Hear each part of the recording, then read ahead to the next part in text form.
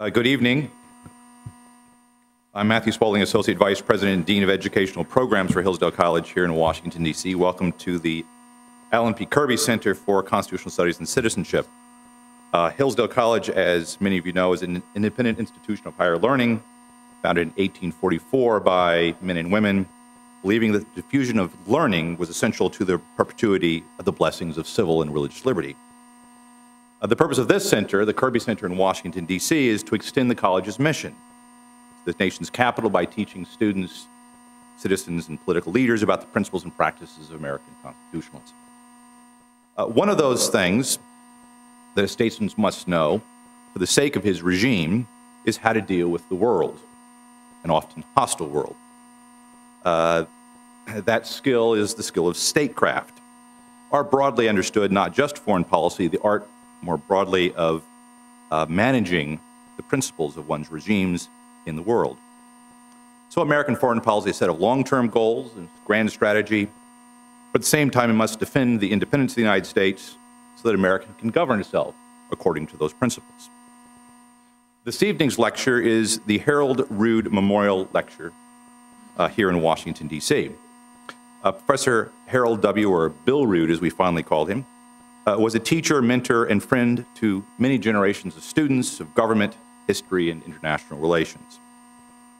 He served as a heavy machine gunner and radio operator during World War II in Patton's Third Army, and continued his military service in the Army Reserves during the Korean War as an Order of Battle Specialist and strategic intelligence analyst.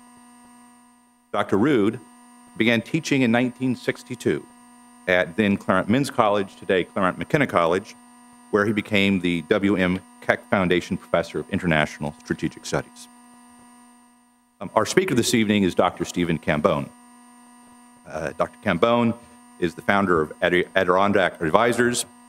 He serves on the board of the Rumsfeld Foundation and several other various startup companies. From 2007 and 2012, he was the senior corporate positions at Kinetic, North America. And before that, he served in the George W. Bush administration as the second-ranking Department of Defense policy official and the first Undersecretary of Defense for Intelligence. During the 90s, he served on several very important commissions, congressionally mandated commissions, one on ballistic missile threats to the United States, and the other on the organization and management of space assets of the United States. He's a senior fellow at the Center for Strategic International Studies and director of research at the Institute for National Security Studies at the National Defense University. He earned his bachelor's degree at Catholic University and his MA and PhD from the Claremont Graduate School, where, among other fine professors, he studied with the great Dr. Harold Rood. He is speaking this evening on Anticipating History, How Well China Can Control Its Destiny. Please join me in welcoming Dr. Cambone.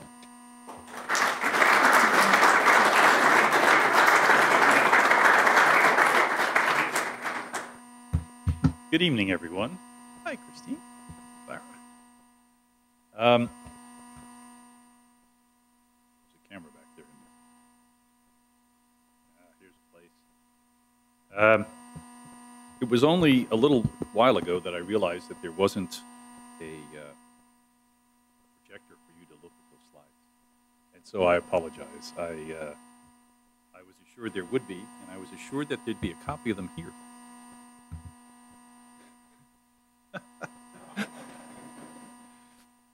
Here, you need those because there's going to be a test. Yeah, there's going to be a test. All right, so this is the third in the Dr. Rood Memorial Lecture Series. Dr. J.D. Crouch, I think, was the first year. Is that right? Dr. Chris Harmon was the second. Dr. Crouch is presently the CEO of the USO, but he and I have had a long friendship and shared a good deal of time in the Pentagon together. And while I was in the Pentagon, he was also Ambassador to Romania and then the Deputy National Security Advisor during the Bush years. And Dr. Harmon, bless his heart, is now in Hawaii. He had spent the last 3 years down at Quantico at the U.S. Marine Corps college or university, and is now out at the Asia Pacific Center, I want to say. Not the East West Center, the Asia Pacific Center. Having a good time. And both of them were students of Dr. Rood, as was I. And each of them spent a bit of time talking about his way of teaching and sort of his approach to affairs. And I thought rather than talk about it, what I'd try to do as best I knew how was to emulate it a bit, hence the charts in your laps. All right. Both of them, as I recall, talked a good deal about the snipe hunts we were sent out on by Dr. Rood, where he would give you, for example, coordinates, map coordinates. And he would expect that you would come back and tell him why those map coordinates were important. Okay. This was, mind you, in the day when the only person you relied upon was the research librarian to help you do these things. They often hated to see us come in the Honolulu Library because they knew we were on a snipe hunt for Dr. Rood. The other thing he liked to talk about, though, not just the maps, but I remember vividly the conversation we had over things like coinage, road building, and why those kinds of things were terribly important to the development of statecraft and the importance they held for a state in becoming more than just the local collection of tribes or like-minded people, but actually become empires. So in the package you've got some maps, and then you have the modern equivalent of coinage and roads. Right? In terms of coinage, it's, and we'll get to it, you don't need to flip through it, but today we call it debt. Right? You don't really have to carry around coins in your pocket because people shave them in any case, and they're unreliable, and these days they cost more to make than they're worth. But debt is a nice analog for coinage, and you see there are maps in there about Chinese road building, railroads, and things of that sort. Well, they're not much different, in my view, than the roads built by the Romans, and being built, in my estimation, for very much the same reasons. So let me walk through this a bit, and I'll try to let you know when to turn the page, and we'll see if we can get through this. I realize that I am, one usually says you stand between you and cocktail hour. I see some of you already got started, which is kind of cool. But I will try not to linger too long, and I think I've printed this large enough that I can actually read it without my glasses. So, China. No question that China's rapid rise has transformed its presence and place on the international stage. And since the time Secretary Clinton published her essay on foreign policy in 2011, calling for a pivot to Asia, it has become clear that absent a more active and perhaps determined U.S. role in the region, that a rising China, by dint of its momentum, if nothing else, would soon begin to swamp American interests. The administration did all it could to dampen commentary that the so-called pivot was aimed at containing China. But world historical moments are difficult to disguise, especially when it appears that the object of the pivot is not at all shy about its newfound presence and place in the world. Indeed, in certain respects, the pivot did more for a recognition of China's place than almost anything else that may have been done in the preceding 10 years. So let me lay down some assumptions. One of the things that Professor Rood always wanted to make sure we had in mind were some assumptions. So in talking about China and anticipating history, my point to you here is going to be, if you look at the trajectories here, we can begin to anticipate where this is all going to end up. Right? And we can do that by taking, if you will, both sides of the question. So if we look, for example, at debt, there are many people who tell you that they're going to crash. There is no way that they can hold that much debt. On the other hand, Nobody's ever seen an economy like this. Okay, so how much debt can they stand? Well, we're going to find out. But we do know one thing: debt's important. So as you look at that number and you think about where that's headed, it will begin to give us some indication of where things might be headed. Likewise with all the other things we'll talk about. But let's, for the moment, put down some assumptions.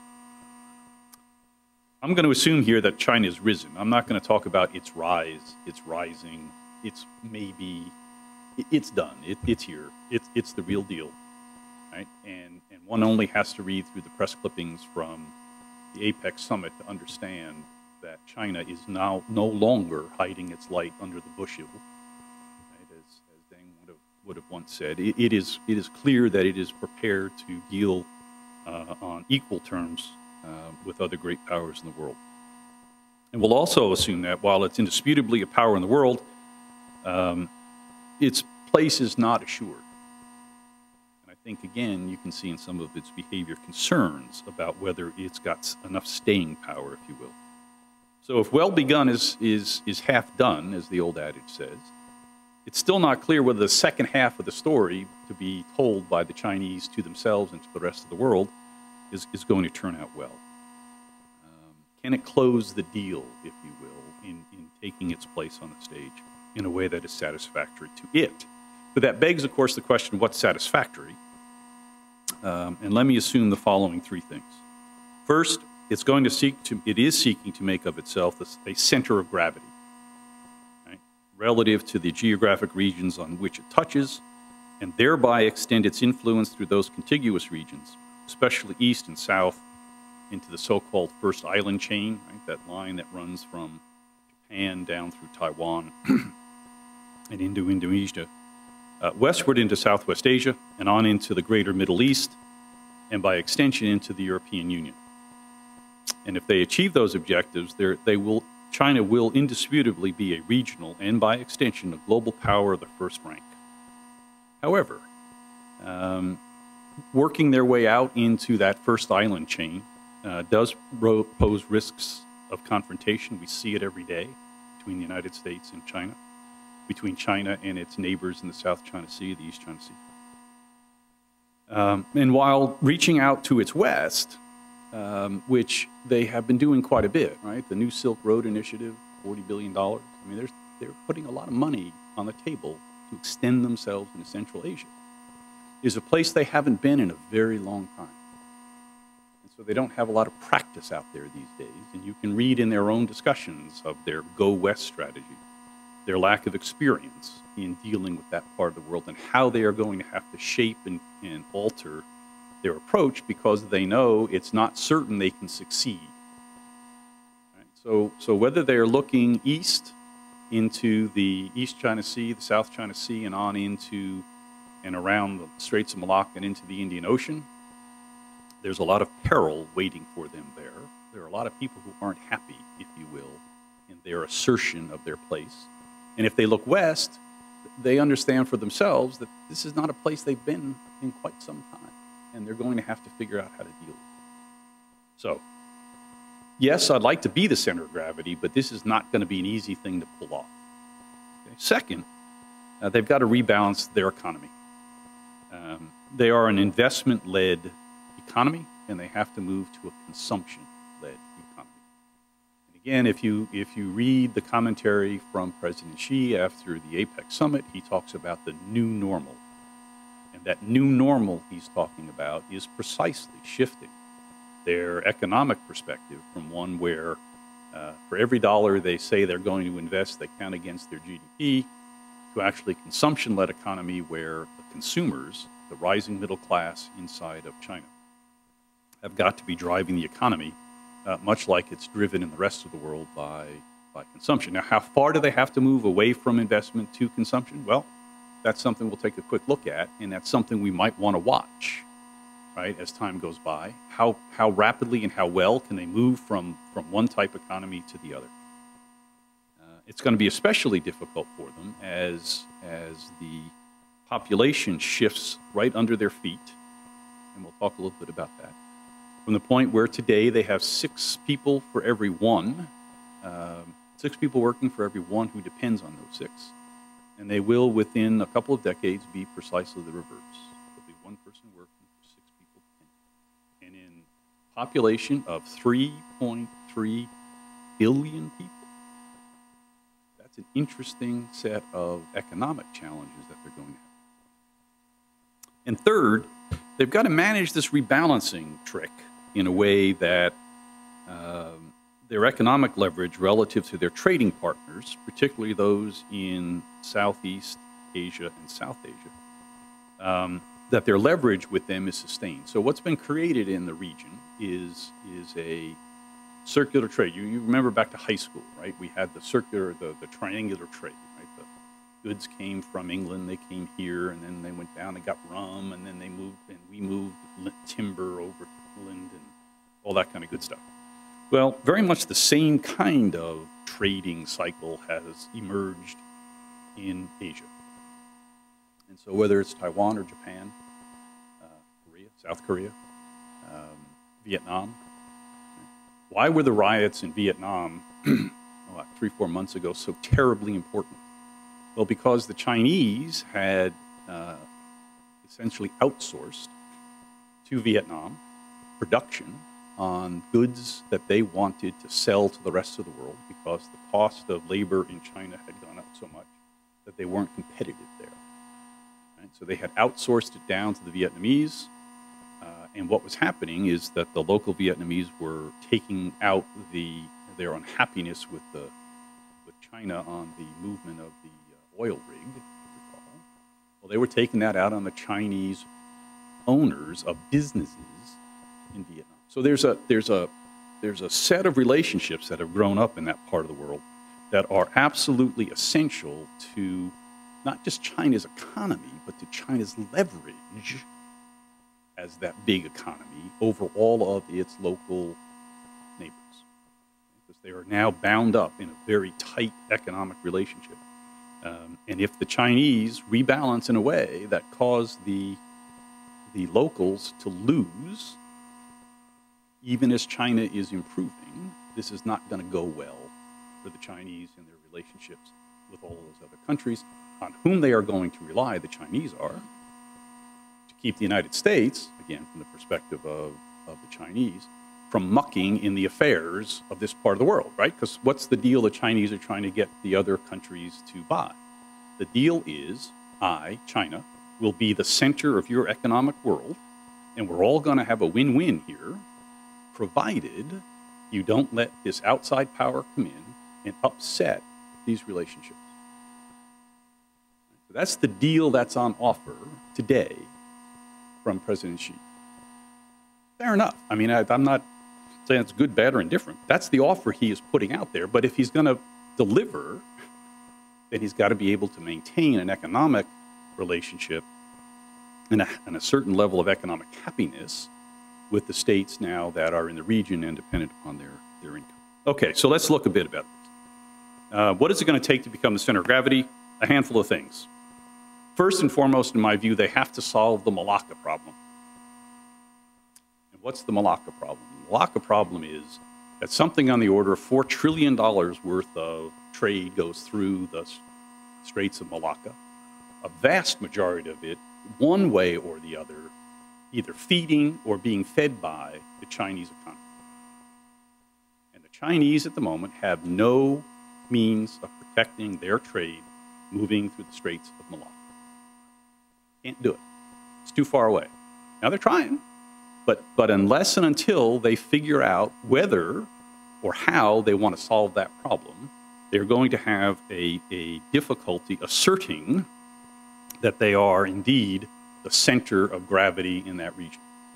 And so, put it simply, if someone else can snip the cord, that's not much of a center of gravity, is it? Now, how hard is it to snip the cord? It's not easy. So I don't mean to suggest that it's an easy thing to do. But the politics of it are such that the Chinese have to be very attentive to resolving that question. And it's in that context that we'll talk about the 9-dash line, so-called, where they are, the Chinese, asserting that they have a territorial interest in the South China Sea, in part as a way of resolving the question of how to control the Straits of Malacca.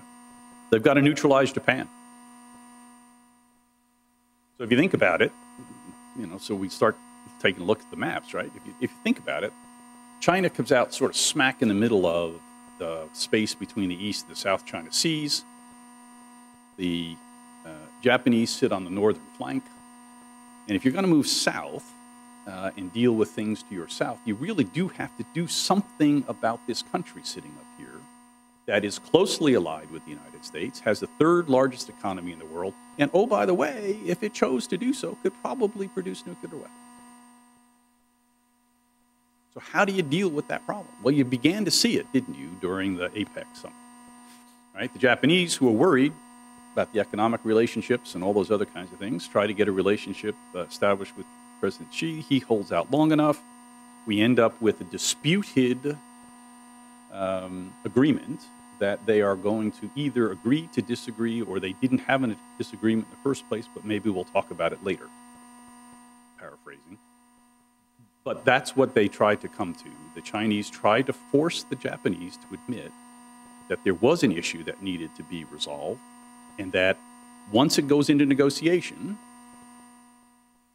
the size, the momentum, the weight of China relative to Japan is now put into play. And the relationship with the United States in backing the Japanese and that negotiation comes into play.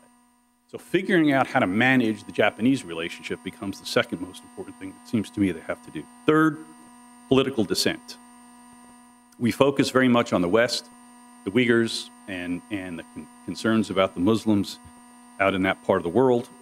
And it is terribly important, but they can't be inattentive to what's taking place in the East. And what's happening in Hong Kong is important not just because it's upsetting internally and all the rest. It's a display to the rest of the world about how China, is going to deal with this evolution of its polity over time, and whether it is the kind of place that is going to look after that 3.3 billion people in a way that the rest of the world finds acceptable. They don't have to be approving in every respect, but they at least have to accept that it's something that can be done. So you have in your charts there some examples from the 1850s and the Opium Wars and all the rest. And if you think back to that, the entry into and the suborning of China takes place through its ports, and it's through its merchants and people who actually want to do business with the West. Right? And the outcome of that set of developments was a very unhappy one for the Chinese, you may recall. Right? So their worry about how this eastern part of their country is going to unfold politically is as equally important to them as what's taking place out in the West.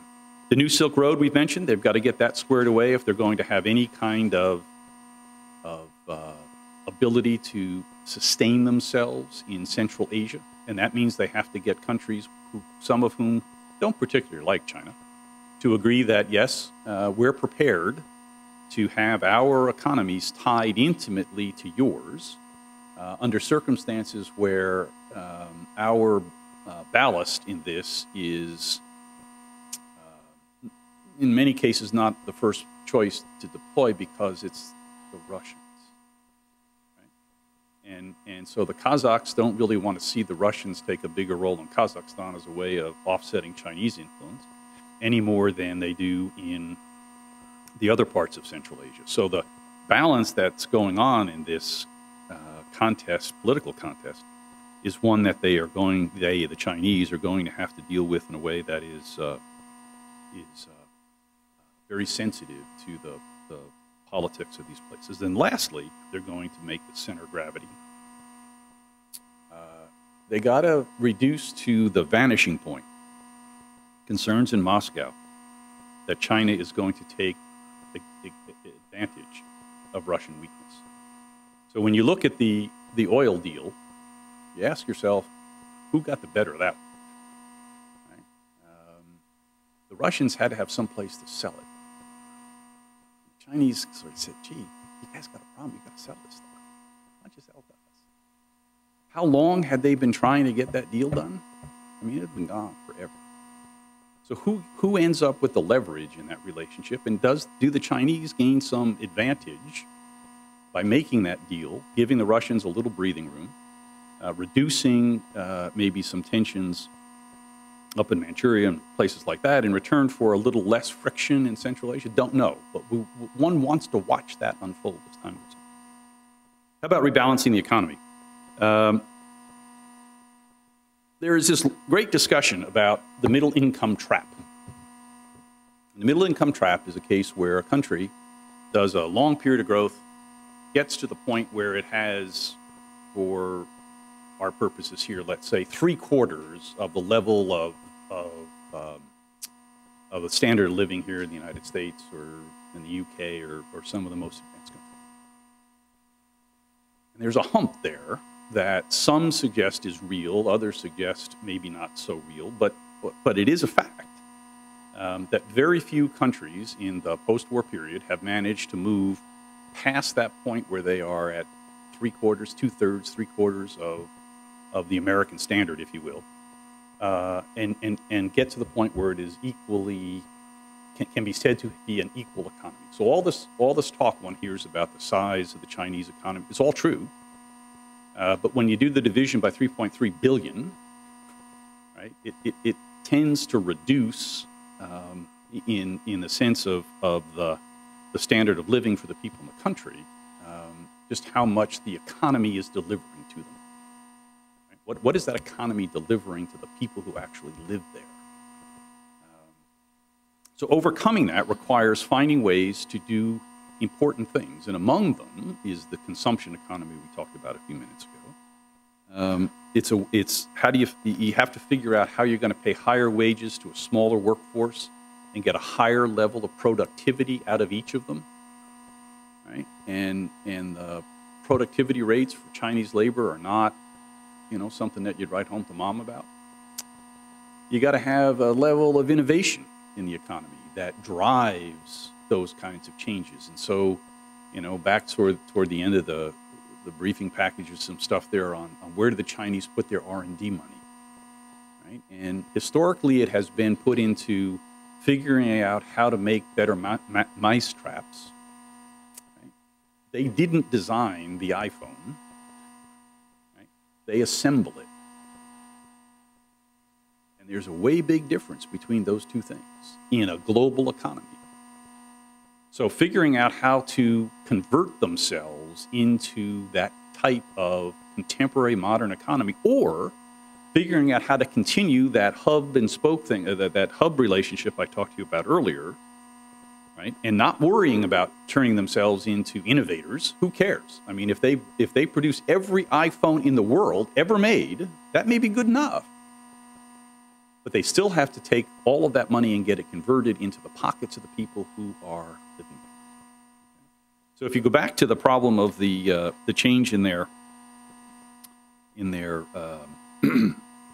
demographic circumstances, right? To escape the trap, they're going to have far fewer people having to provide a higher level of income to more people than they do today, in an economy that is becoming increasingly globalized and integrated, and not necessarily in ways that are conducive to their interests.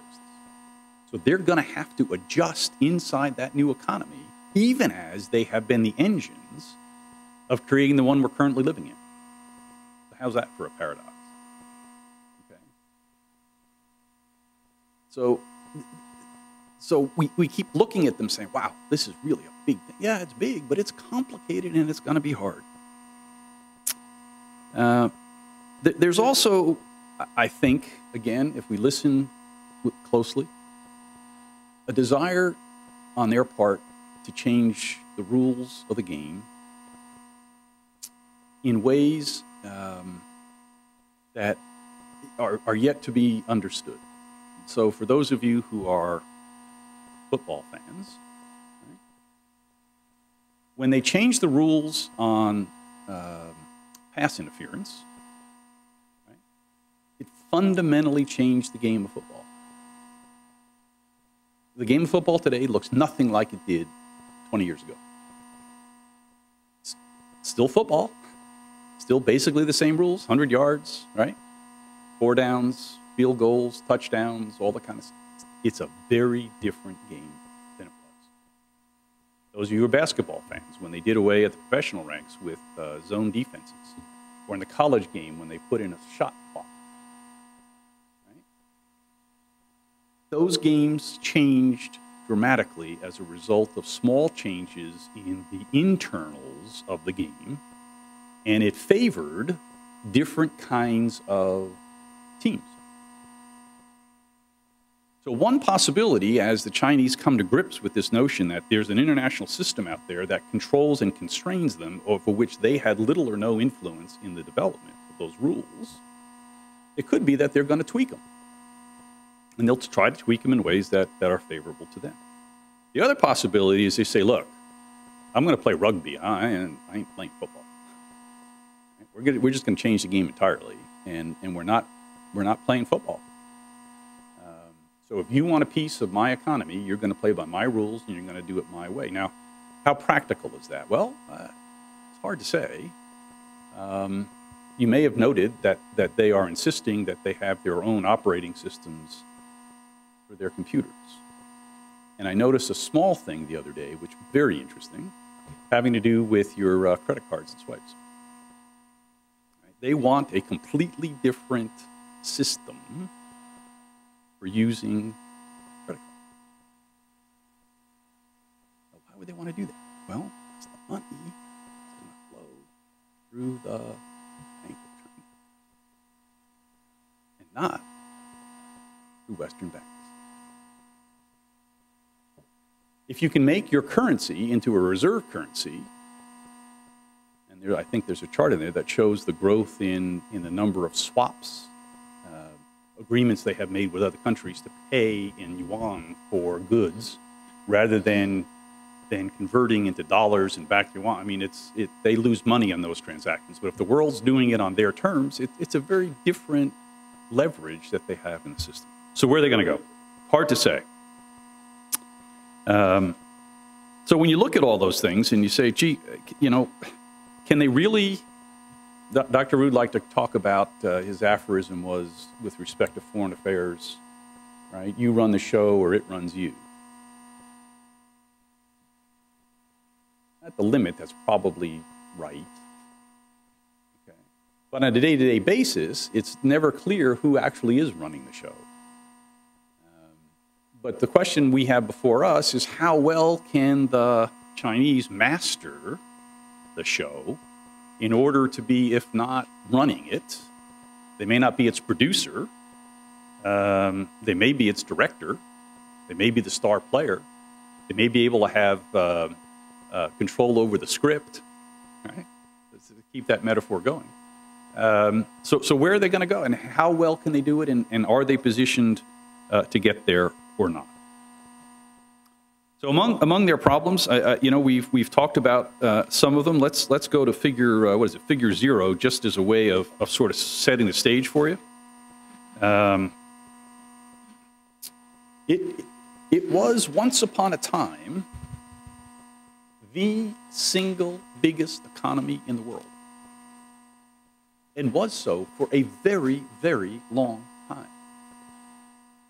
The crash that it experienced at the end of the 19th century was among the most dramatic in history.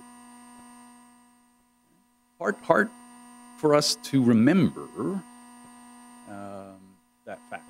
And in part, how did it come about? It came about because the British were tired of exporting silver to China to buy tea.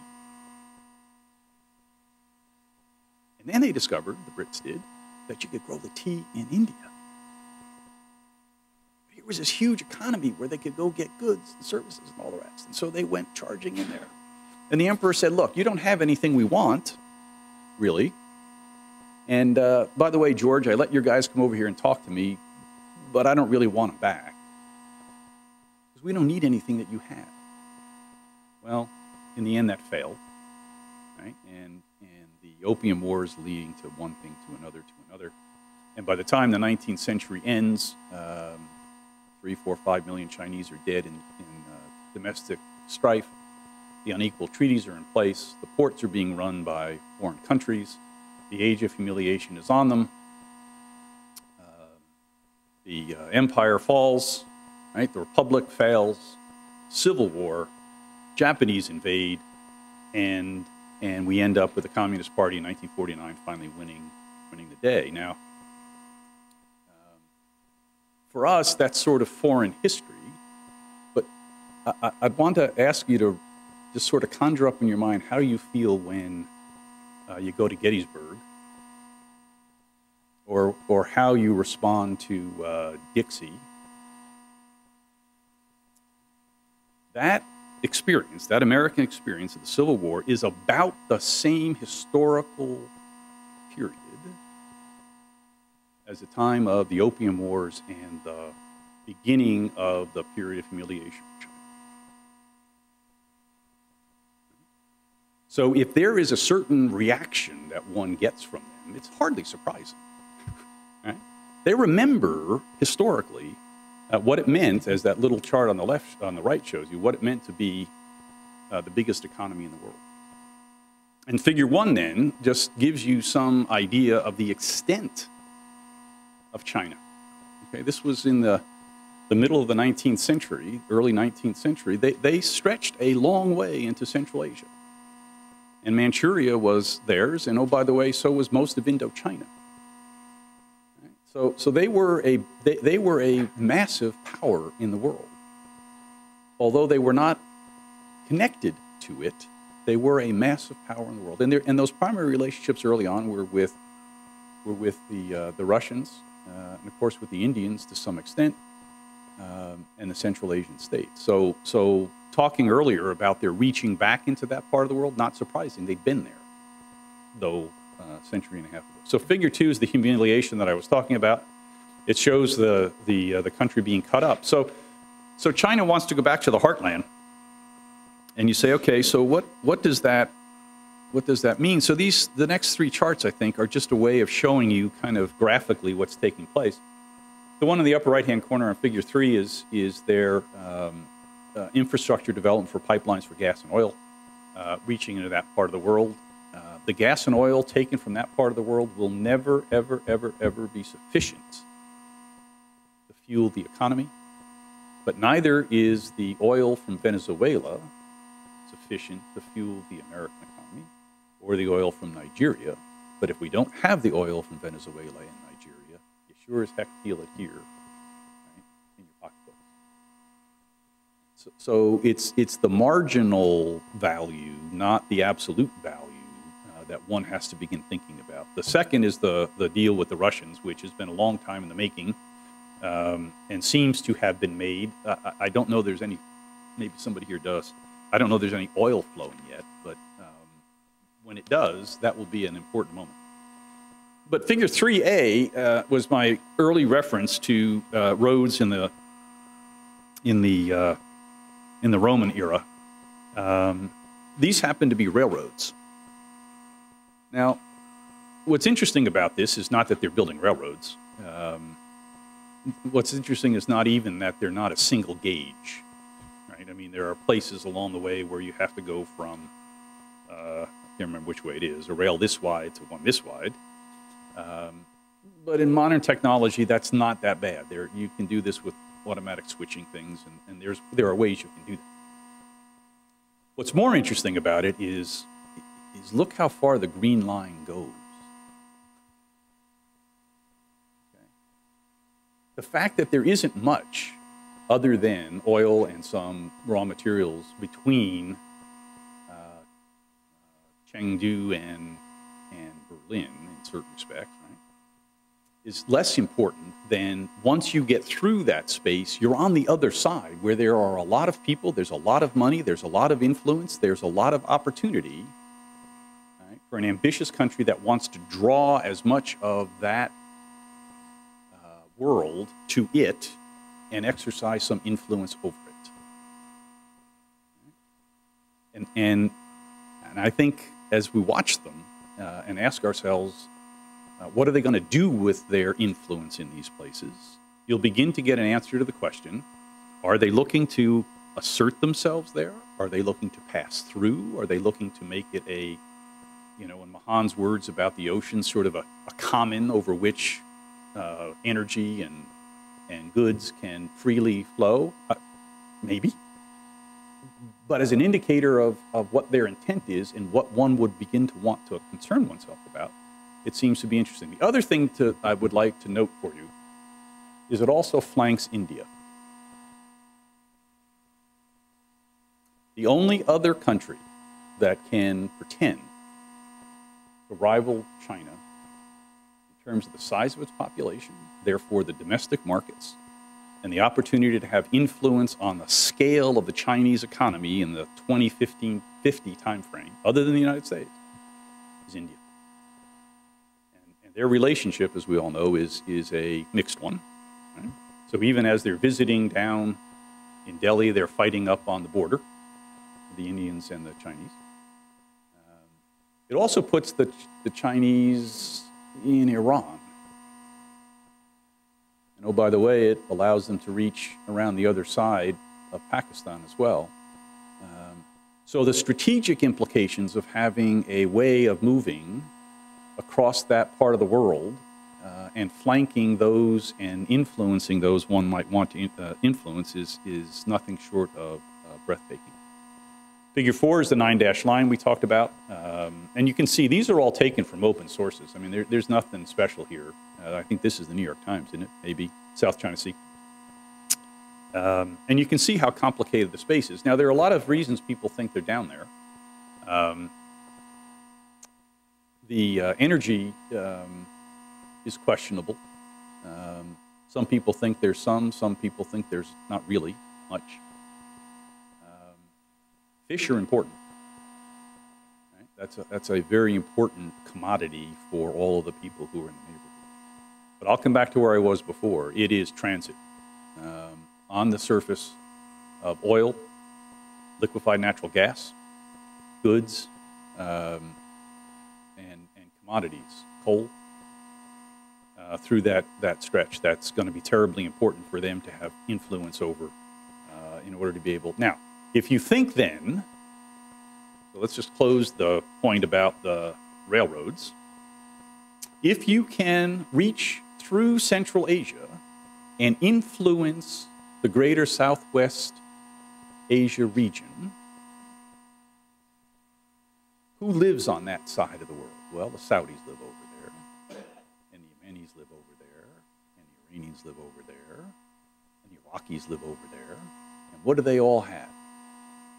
Oh, by the way, the east coast of Africa is over there. And what do they all have? They all have the one thing you want. That's oil. Now, they have markets and all the rest of that stuff. That's true. But if you can, by virtue of the influence you can bring to bear via this railroad, avoid having to fight your way through the Indian Ocean to get there, right, you can create for yourself a set of states and suppliers who are going to be interested in assuring that your Malacca problem is not all that pressing as time goes on. Still the Indians, so I don't mean to discount that. So the last chart, chart 5, I couldn't resist. The Chinese have asserted a place for themselves on the Arctic Council. And when you sort of think about it then, they are going up over the top, through the middle, and down the bottom, all three directions simultaneously, and they got a lot of money to get it done. So as we watch this unfold, we have to start to ask ourselves, what are they up to? Now, it could be they're just looking to make some money, and that's okay. However, figure 6 talks about the age dependency problem, and that's the point we were making earlier. All right, here are the numbers as they start to play out, and that's just a dramatic drop. Okay.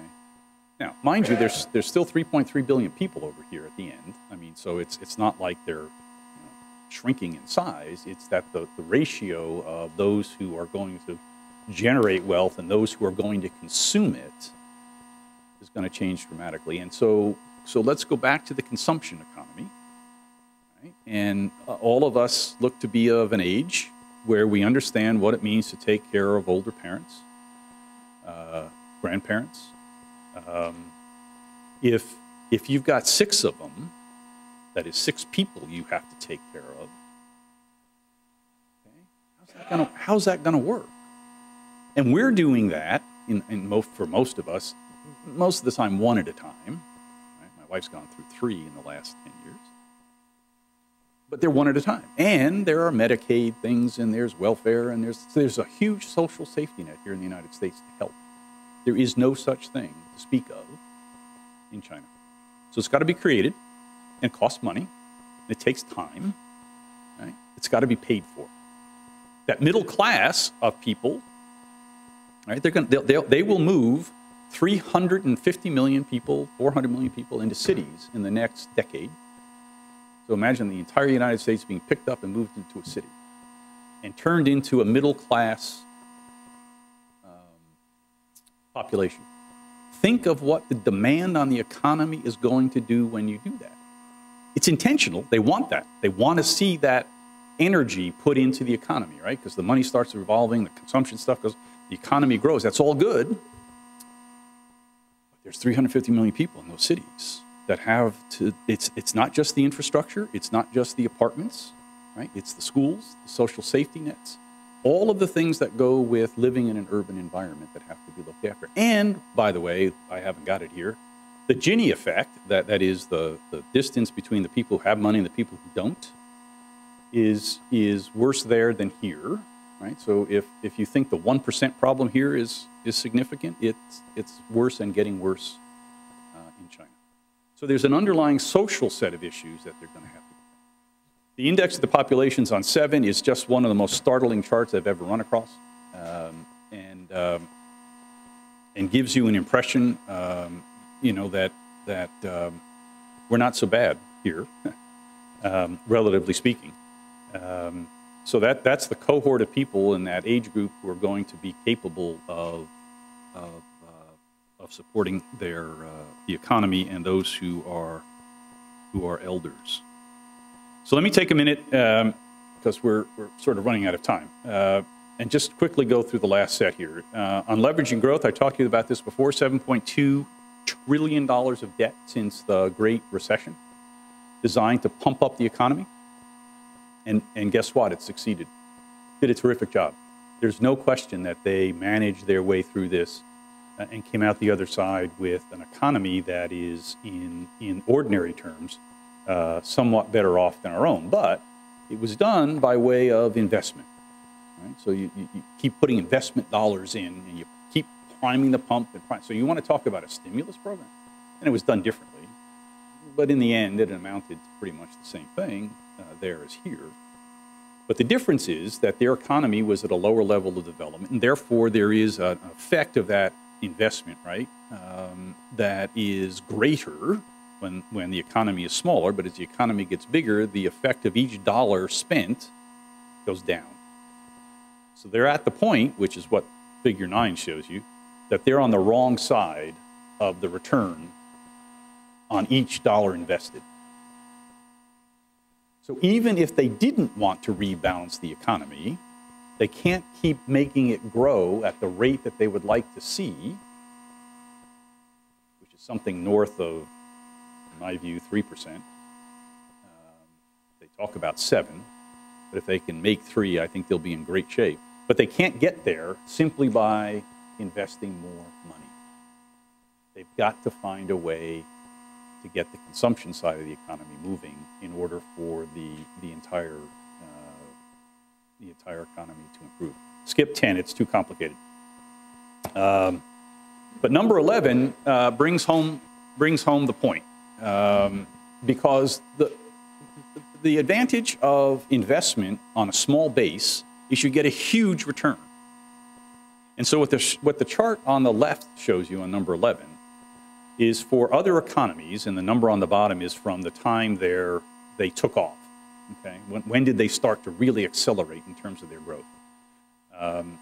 And you see for a number of countries in that part of the world, you know, there's about a period of time that line turns over in terms of growth. The Chinese line is still going up. That's investment, the red line there. Okay? Now, eventually, that line, one thinks, is going to turn over for the reasons I just gave you. You just can't buy your way to success.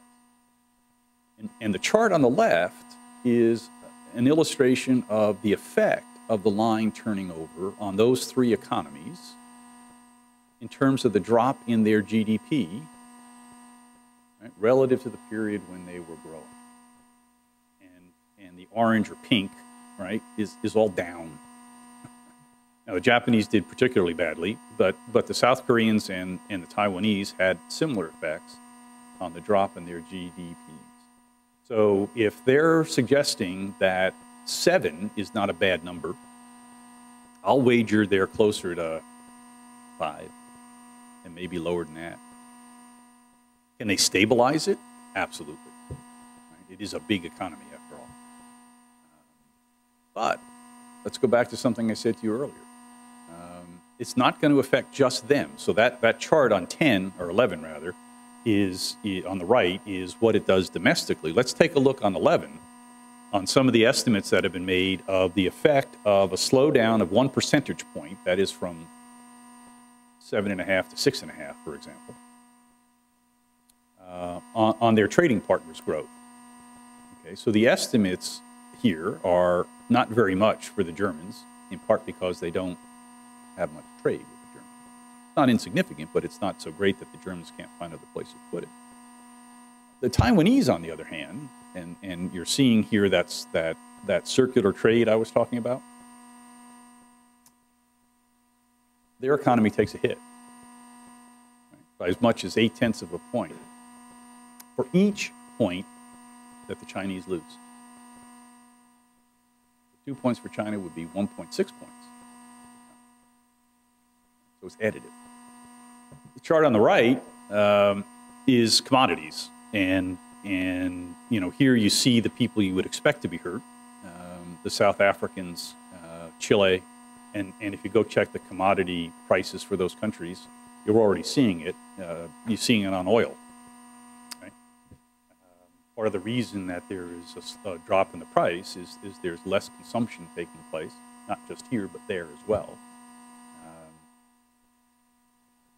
So they've got an interesting problem they have to manage their way through as they go through what is likely to be a slowing down of their economy, which is not a bad thing. It's probably a good thing for them, but it's going to have a knock-on effect. And so if you're going to sustain your leverage, you have to figure out how to do it in a way that the impact on on your trading partners is manageable for them. And you have to continue to present yourself as an attractive partner to them, right, going forward. So you probably heard President Xi talk about his Chinese dream, right, which is a notion about how he thinks China ought to see itself and what the people there ought to aspire to. He's now expanded that, right, to the, what is it now, the Asia-Pacific dream. What's going on here? It's a notion about how economies ought to be managed, about how citizens and governments ought to interact with one another, and what the rules are, both domestically and in terms of those foreign relations, to allow everyone to get to the win-win that they talk about. And it's a different model than the one that has dominated the international political economy for the last 60, 70 years. Can you pull that off? Are people going to be willing to do it? Hard to say. All right, but what else is it going to take? Well, the chart on page 16, figure 12, is an effort to illustrate what I had said earlier about where they invest their money. And you can take it and look at it later, but the underlying thrust of it is, if you look at 12 and then and 13, I think, yeah, that they do an awful lot of work in trying to make things better. So R&D, they don't do as much basic research proportionally. A lot of it is developmental work. and it's designed, as I said earlier, to figure out how to make those iPhones more efficiently, not how to design iPhones. Okay? Now, how far can they move in that direction? Hard to say. They're spending a lot of money on R&D, but the problem they have is on the next page. So we talked about the circular relationship there, and the vast majority of what's called processing exports, that is to say, I bring the piece parts in from everywhere, I assemble it, and I send it back out. Right. So you've seen those famous charts about how much real value is generated in China making iPhones, and it's next to nothing. But if you make a bazillion of them, right, there's a fair amount of money there. Well, they do very much the same thing with other types of goods. So their processing is still at about 47% of their total imports. Hasn't changed much, even though the absolute numbers have changed remarkably. But if you turn the page again and you ask yourself, okay, but how much of it, where are the high-tech exports being produced? Here I do have to put my glasses on. What you're trying to see here is the blue is what's done by local firms. So a Chinese firm founded by a Chinese group of individuals, right? The other two colors are either foreign-owned or totally owned by foreigners. Okay? So what it tells you is they don't own the means of producing the goods that are the high-tech future for their development. So that might begin to tell you something about why they're chasing Microsoft, Daimler-Benz, Google. Why do you think they're chasing these people for their anti-monopoly practices? Why do you think they're looking to find ways to change the ownership rules? Maybe it's just ordinary. On the other hand, when you look at a chart like that, you say, wow, that's remarkable. So the next chart in 15 sort of just does the rest of it for you. Those are foreign invested enterprises in China in terms of processing and how much goes out by those firms. So I'll close with the issues having to do with innovation. In order to be able to, in the end, get to where they want to go, I think that they're going to have to find a way, and they are working very hard, to increase their R&D spending, get to some more research and maybe a little less development. They're going to have to figure how to get the so-called total factor productivity. Can I manage a complicated enterprise in an efficient way and reduce the friction in that supply chain and deliver the products on time to customers when they need them, and so on and so forth? Can I do all that? Can I get the educational programs in place? Can I do all of that which is behind the scenes and not noticeable to most folks, okay, but is the mark of a sophisticated economy? And they get to that point where they are that sophisticated. The R&D spending, you see, it's a big number. And kind of like everything in China, it makes your eyes water. Until, in fact, you turn the page and you say, where do they spend their money? And you see it's mostly in the development side and applied research. The U.S. does a lot of development, to be sure, but between its basic and applied research, it's pretty high. The chart 18 is the one that I just find fascinating. While it is true that the investment that is taking place by the Chinese government is in a lot of its industry, the fact of the matter is that a vast majority of that goes into their state-owned enterprises. The state-owned enterprises are a sump for money. Right? They pour money into these state-owned enterprises, and they are about the least efficient enterprises on the face of the earth. Hardly surprising. Right? This one is venture capital. A friend of mine says, if you want to know what's going on in the world, ask yourself a question. Where is the money going? Okay. For those things that matter. And this is one way of looking at it in terms of where that venture capital money is going, and it sure the heck isn't going to China. Now, Chinese are coming here, which is not surprising. Their investments here in the United States are growing substantially, particularly on the high-tech end, because they can't generate it themselves. So one of the interesting places where they are putting a lot of money is upstream in the fracking industry. And why is that? Because they have this vast ocean out in the Gobi Desert of oil and gas sitting in a very inhospitable place.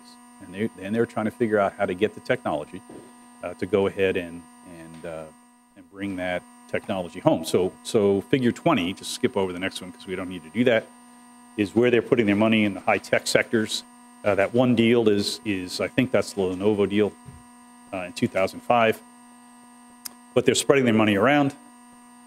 And then last but not least, on figure 21, I said earlier, it's not enough to merely be in the world and in the international trading environment. You want to be able to have some control over it. And because the world trades in dollars, the United States has an enormous advantage in the international political economy. It's just enormous. Okay, I'm not an economist. Somebody here is. One of you kids are. One of you. Which one? Where'd he go? He skipped out, didn't he? He skipped out. Oh, there you are. Hiding over there. It's an enormous advantage, and the Chinese would like a piece of it. So what you see here is their effort. It's a chart showing you their effort to get the yuan, the renminbi, into the international trade system. Now, it is still a relatively small fraction of the total. But like everything else with China, it starts small. They have an enormous amount of money to spend. So if they start putting money into the Asia Infrastructure Investment Bank, if they put money into the Silk Road, if they put money into the BRICS Bank, right, that's taking their money, shoving it into the international system, getting it to begin to circulate. Their influence is going to go up. Okay? And they can begin to get people to start trading in yuan as opposed to dollars as time goes by. Okay? So again, it's small, but they look to be determined to get there. So lastly, then, I talked to you a moment ago about the rules, and we'll close here. You know, are they looking to change the rules on pass protection, on zone defense, or putting a clock on the game, or do they want to change the game? Well, here are a handful of major international institutions in the darker color, in the lighter color, and the competing Chinese institution that has been erected for the purposes of challenging, working in parallel, supplanting. Okay, so the CICA you see there, that's the organization which has almost no standing in the world. However, President Xi went there this past summer to announce that Asian security should be left to Asians. Not the least bit shy.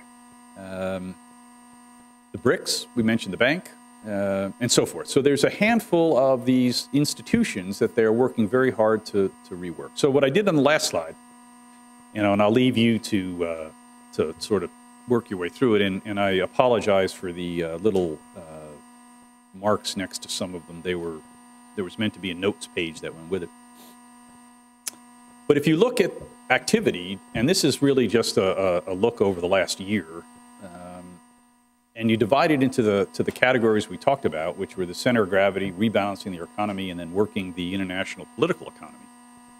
So the sort of the geopolitical, the domestic, and their foreign. And you ask yourself, wow, it's a lot of activity. And if you wanted to try to draw the connections between and among them, how hard do you think it would be? And if you began to draw all those connections and you got that whole web of relationships put together, what does that tell you about what they want to do and where they might be headed and how we need to think about it on the one hand? And on the other, you're left to ask yourself, is there enough energy? Is there enough momentum? Are there enough dollars? Are they clever enough? Can they manage an economy, a command economy that large? Probably not. But what are the difficulties they're going to face in doing this? So we're impressed right, with the extent of the activity, but the reason for going through this today is to get back underneath and ask yourself just how strong is the underlying foundation on which they're working? Can they sustain the burden that they have taken on? And if they can, do they get to run the show? What does that mean? And if they can't, does the show run China? What in the world would that mean? Thanks.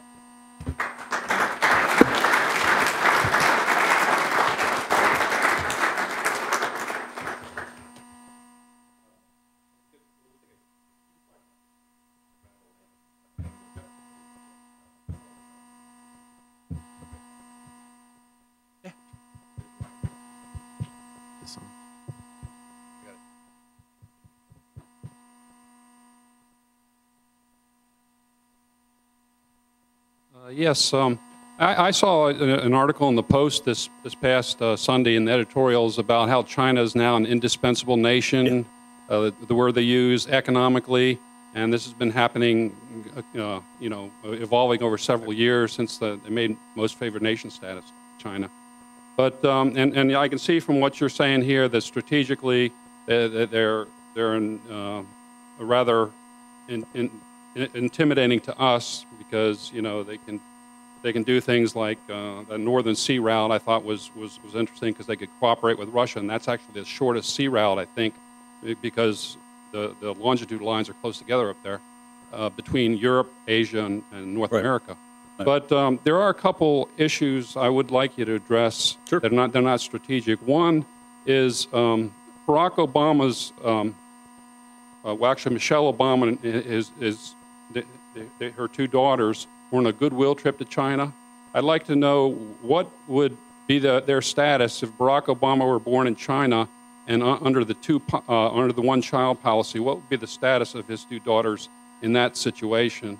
And also, I believe China has a very good organ donor business, and if we criticized it, they'd probably say, we're criticizing medical advances and capitalism, but I'd like you to address whether they have privileged access to specimens compared to other countries. I have no idea. So let me leave that aside. The question of the First Lady and the children, my guess would be that there are more than a handful of ways that families have over time managed to avoid the strictures of the one-child policy. So all else being equal, I would expect that a lawyer of the president's acumen and position would have figured out how to deal with that. So I mean, it's been dramatic. It cut down the rate of growth of the population. All true, but there have been ways to get around it, and there still are. So I don't think it would have been substantially different. Yeah. This may be beyond your economic international relations perspective. Likely. Is there anything within the Chinese culture that might predict how they're going to handle the dependency versus worker rate that they're facing? Yeah. The difficulty, as I understand it, is this: historically, the families were taken care of on the farms, or in the cities on the old model. There was, if you will, sufficient room for the families to look after one. The way that the apartments and buildings and so forth are being put together, it's going to be a challenge. It's going to be a space problem. They're going to be up, 20, 30 stories in the air. It's going to be hard for them. And so what one would anticipate, and again, if you're looking for indicators of where this is going to go, is how far the kids who are in school now in their grade school, middle school, what they are beginning to be taught about the way that a contemporary social safety net would work, and how they deal with retirement and pensions. So there's going to have to be this cultural adjustment, which is going to change the nature of that family relationship. So I don't, beyond that, I don't know enough. There are people in this town who can tell you chapter and verse. Okay, but I'd start looking at what's going on with those kids who are now 8, 9, 10, 12 years old and how they're being taught about it. That's what's going to matter.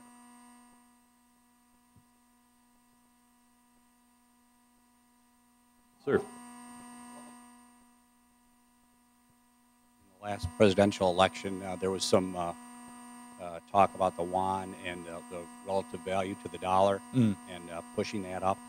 And then the second part of the question I guess I'd ask is, with the reserve currency, if there was a shift towards that, towards China, would that have some benefits in that regard that might be hidden under the surface? You mean by causing a revaluation of the currency? Revaluation, yeah. Yeah, maybe. You know, there's a debate going on about whether it is in fact undervalued. You know, if you keep reading long enough, you'll find some people who are skeptical that it's all that undervalued. The more interesting thing is to look at, again, back to this issue of the local trading relationships.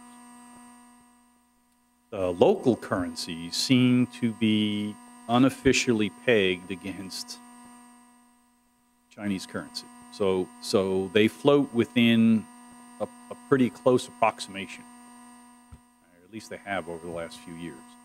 So what you're seeing is that growing influence of the Chinese economy on the decisions that are being made in monetary policies, for example, by local countries. And that's what's important about it. I mean, the trade thing is annoying. I mean, it's really, really, really annoying. Okay? It's really annoying. But the strategic thing may be that the locals have decided that they're going to figure out how to manage their economy against the Chinese economy. That's important. Okay?